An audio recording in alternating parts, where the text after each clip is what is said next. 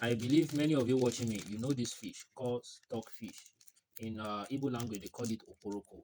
Now, have you ever asked yourself what happens to the fleshy part of this oporoko?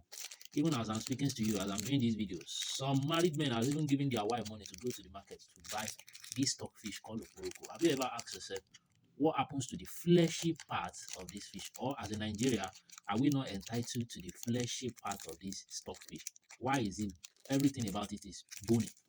Did you know that before 19th century and 20 in the 19th centuries and 20th century, this oporoko of a thing, this stockfish of a thing is not part of our food.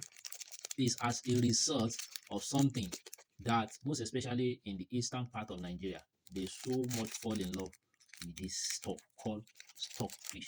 Have you even asked yourself how they even come about the name oporoko? Yes, and this stockfish of a thing is from Norway. Now, how did it now become part of our food in Nigeria, most especially in the in the southeast? Now, this as a result of war.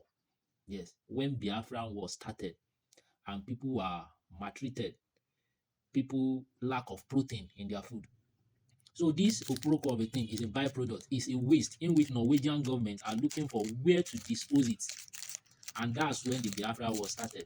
So part of the aids, part of the relief, the send source of protein descends to Nigeria is this oporoko, that dry head of that fish, stockfish, dry head is part of the aids being sent to Nigeria as a result of what malnutrition to serve as what as protein.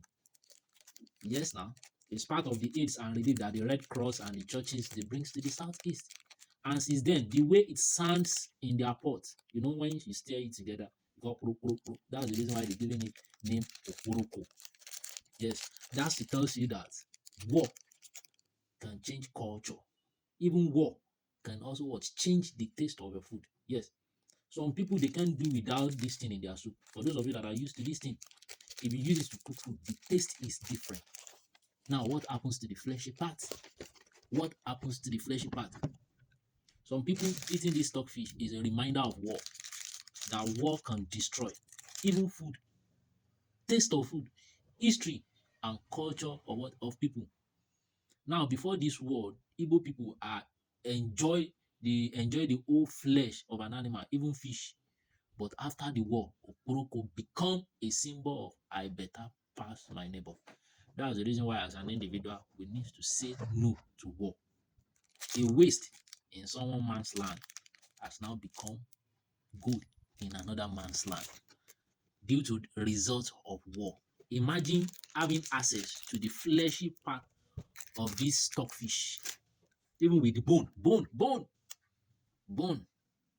Some can't even what to do without it. Even me as a Yoruba, I love it.